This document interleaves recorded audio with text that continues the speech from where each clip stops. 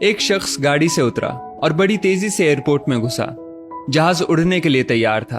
उसे किसी कॉन्फ्रेंस में पहुंचना था जो खास उसी के लिए आयोजित की जा रही थी। वो अपनी सीट पर बैठा और जहाज उड़ गया।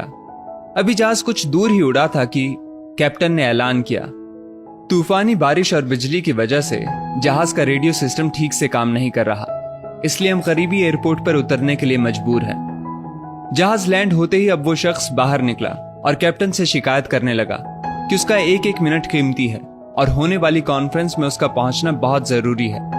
पास खड़े दूसरे मुसाफिर ने उसे पहचान लिया और बोला, डॉक्टर पटनायक, आप जहां पहुंचना चाहते हैं टैक्सी द्वारा यहां से केवल 3 घंटों में पहुंच सकते हैं। डॉक्टर ने उस शख्स का शुक्रिया अदा किया और टैक्सी लेकर निकल पड़ा। लेकिन ये क्या, आंधी तूफान और मूसलाधार बारिश ने गाड़ी का चलना मुश्किल कर दिया। फिर भी ड्राइवर गाड़ी चलाता रहा। अचानक ड्राइवर को एहसास हुआ कि वो रास्ता भटक चुका है। नाउमीदी के उतार चढ़ाव के बीच उस शख्स को एक छोटा सा घर दिखा। इस तूफान में वही गनीमत समझकर गाड़ी से नीचे उतरा और दरवाजा खटखटाया। आवाज आई, जो कोई भी है अंदर आ जाए, दरवाजा खुला है। अंदर एक बुढ़िया आसन बिछाए भगवत गीता पढ़ रही थी। उसने कहा, माँ जी, अगर इजाजत हो तो आपका फोन इस्तेमाल कर लूं। बुढ़िया मुस्कुराई और बोली, बेटा, कौन सा फोन? यहां ना बिजली है ना ही फोन। लेकिन तुम बैठो, सामने चरणामृत रखा है, पी लो, थकान दूर हो जाएगी। और खाने के लिए भी कुछ ना कुछ फल मिल जाएगा, खा लो ताकि आगे सफर के लिए कुछ शक्ति आ जाए। डॉक्टर ने शुक्रिया अदा किया और चरणामृत पीने लगा।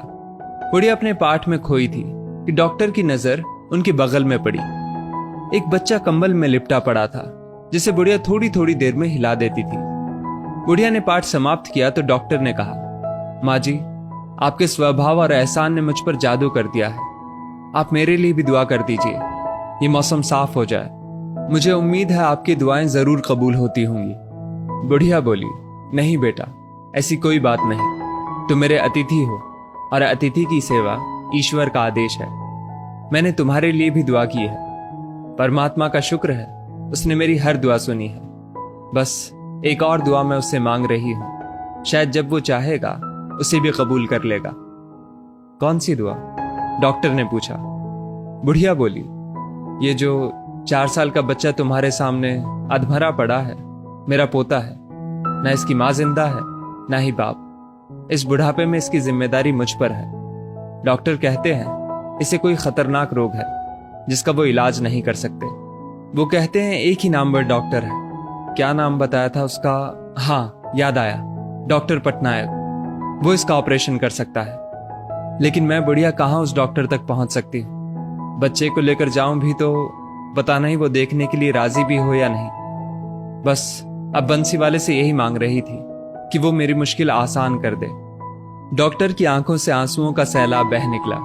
वो रूंधे कंठ से बोला, माई, आपकी दुआ ने हवाई जहाज को नीचे उतार लिया, आसमान पर बिजलियां कौंधवा दी, मुझे रास्ता भुलवा दिया ताकि मैं यहां तक खींचा चला आऊं। हे भगवान, मुझे यकीन ही नहीं हो रहा कि कन्हैया एक दुआ कबूल करने के लिए अपने भक्तों की इस तरह भी मदद कर सकता है।